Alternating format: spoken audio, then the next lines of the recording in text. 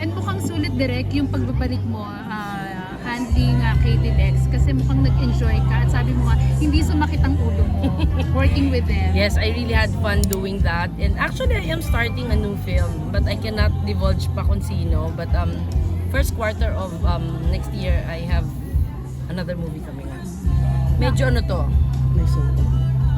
Kakaiba. Medyo matapang-tapang. Na iba sa the usual na ginagawa mo direct. Pero syempre, di na mawawala ako yun. Pero frankly speaking direct, meron bang mga artista na nagpasakit ng ulo mo na nahawakan mo at yung medyo naging pasaway, nag-attitude? Meron. Pero hindi nila kinaya.